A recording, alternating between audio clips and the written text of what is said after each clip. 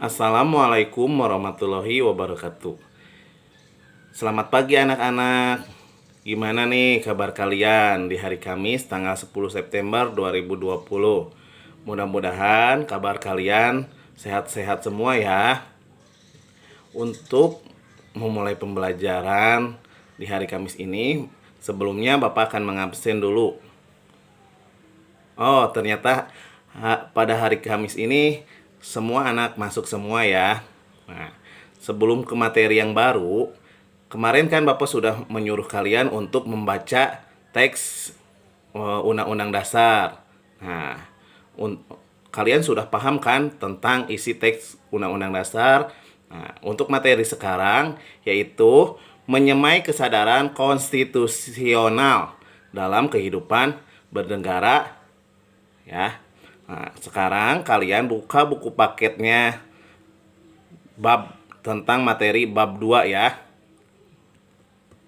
Nah, dalam materi menyemai kesadaran konstitusional dalam kehidupan bernegara, poin yang ke-1 yaitu lembaga negara sesuai dengan Undang-Undang Dasar Negara Republik Indonesia tahun 1945.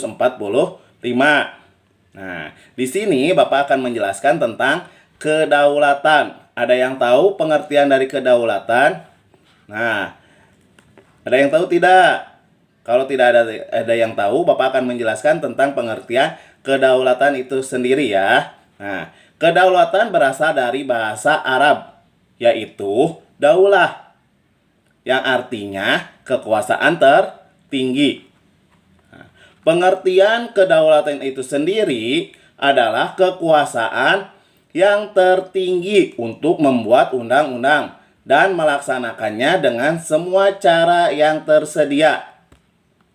Jadi, kedaulatan rakyat berarti juga pemerintahan mendapatkan mandatnya dari rakyat, oleh rakyat, dan untuk rakyat, atau disebut juga dengan demokrasi. Menurut pendapat Jean Bodin, seorang ahli tata negara dari Prancis yang hidup di tahun 1500-an, menyatakan bahwa kedaulatan memiliki 4 sifat pokok, yaitu 1. Asli, 2. Permanen, 3. Tunggal, dan 4. Tidak terbatas. Berikut ini adalah lembaga-lembaga negara yang sesuai dengan Undang-Undang Dasar 1945. Yang ke-1 adalah lembaga legislatif. Lembaga legislatif terdiri dari A. DPR, B. DPD, C. MPR. Nah, yang kedua yaitu adalah lembaga yudikatif. Lembaga yudikatif terdiri dari 3 juga, yang terdiri dari A. Mahkamah Agung, B. Mahkamah Konstitusi, C. Komisi Yudisial. Nah, yang ketiga ada lembaga eksekutif. Lembaga eksekutif terdiri dari 2 ya. Yang pertama yaitu A. Presiden dan Wakil Presiden, B. Menteri.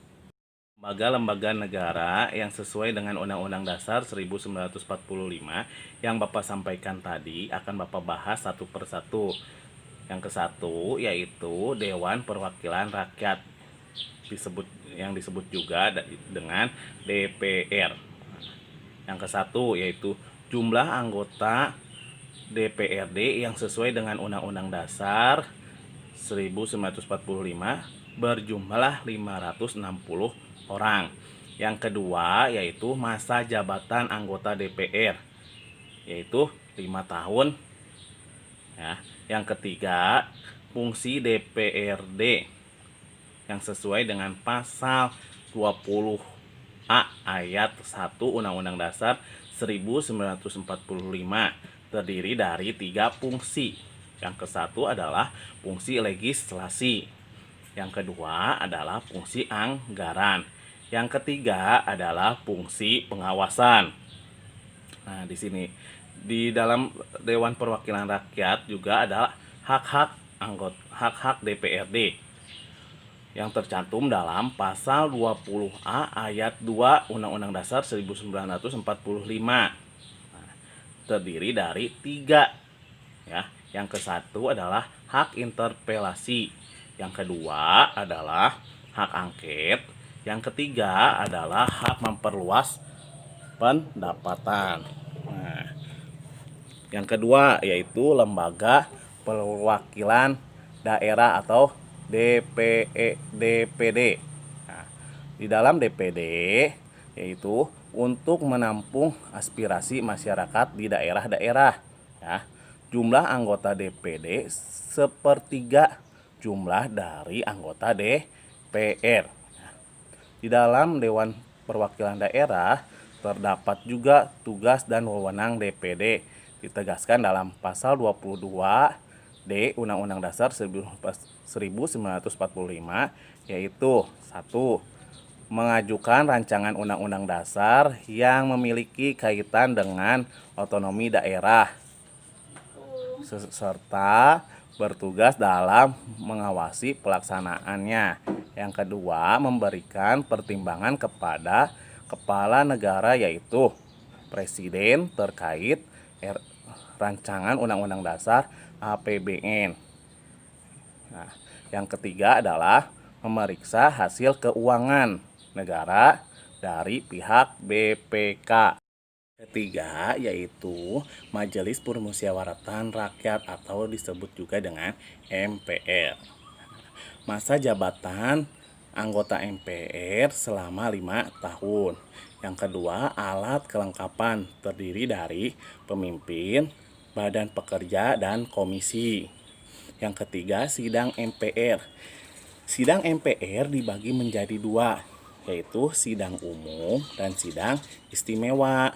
Nah, yang ketiga yaitu kedudukan MPR sederajat dengan lembaga-lembaga negara lainnya. Nah, di sini MPR juga mempunyai tugas dan wewenang ya, yang terdiri dari 1. Mengubah dan menetapkan undang-undang, 2. Melantik presiden dan wakil presiden, 3. Memberhentikan presiden dan wakil presiden dalam masa jabatannya. Nah, yang keempat yaitu presiden. Presiden sendiri mempunyai tugas-tugasnya.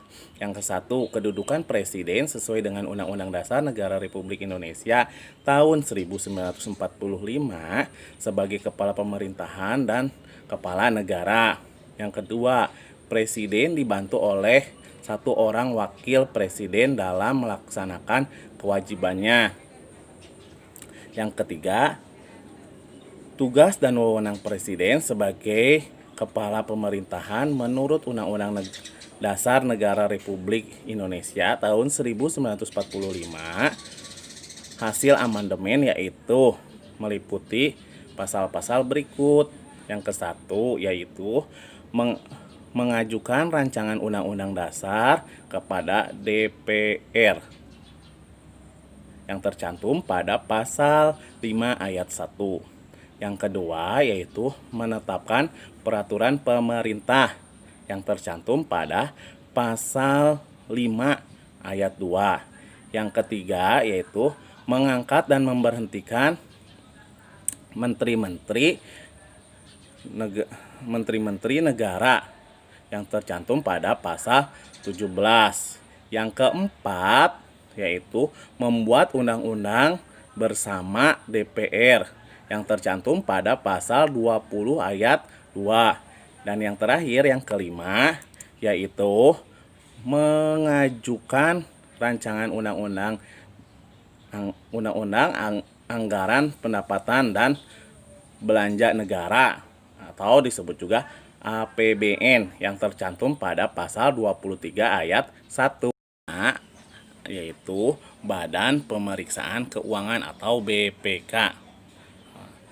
Bertugas untuk memeriksa pengelolaan dan tanggung jawab keuangan negara. Yang kedua yaitu keanggotaan BPK sesuai dengan Undang-Undang Nomor 15 tahun 2006 berjumlah 9 orang. Yang ketiga yaitu masa jabatan anggota BPK selama 5 tahun dan sesudahnya dapat dipilih kembali untuk 1 kali masa ya. Dan di bawah ada gambar gedung BPK. Kalian bisa lihat ya. Nah, kemudian yang keenam ada yang namanya Mahkamah Agung atau disebut juga dengan MA. Mahkamah Agung merupakan salah satu lembaga negara yang memegang kekuasaan kehakiman di samping sebuah mahkamah konstitusi di Indonesia. Mahkamah Agung adalah pengadilan negara tertinggi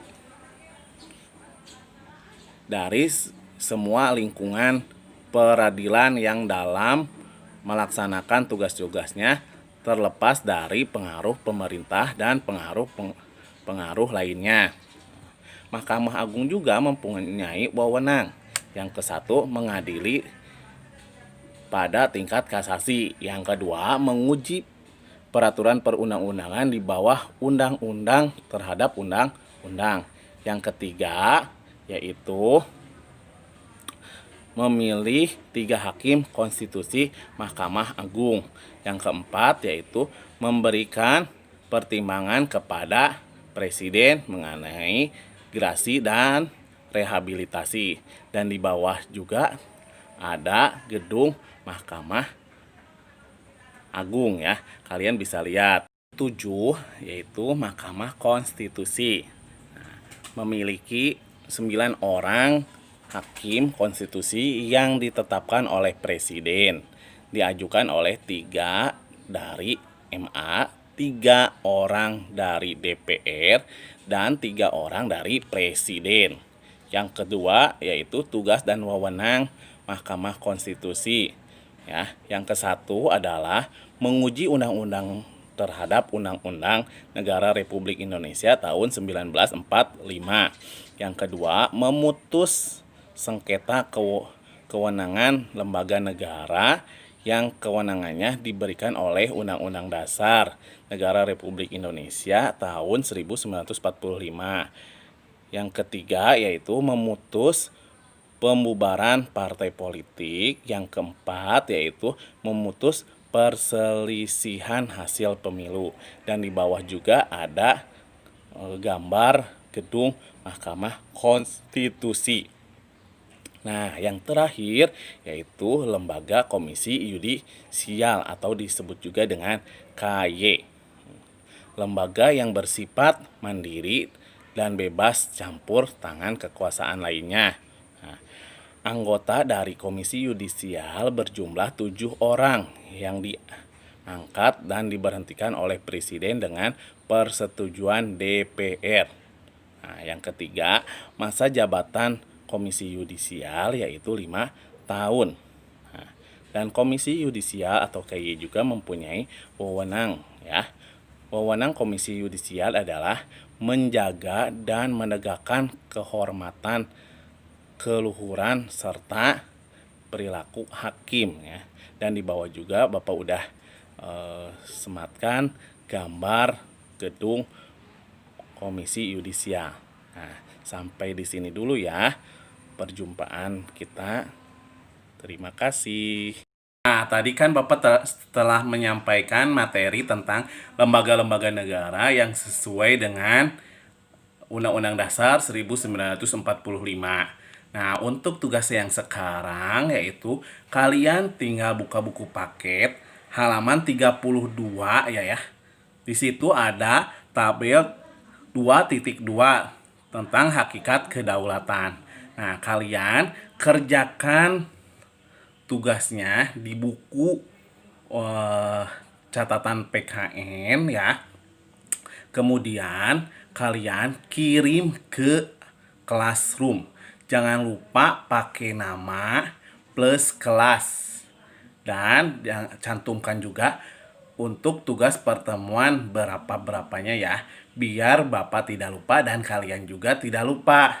Oke, sekian dulu pemaparan materi untuk menyemai untuk materi menyemai kesadaran konstitusional dalam kehidupan bernegara.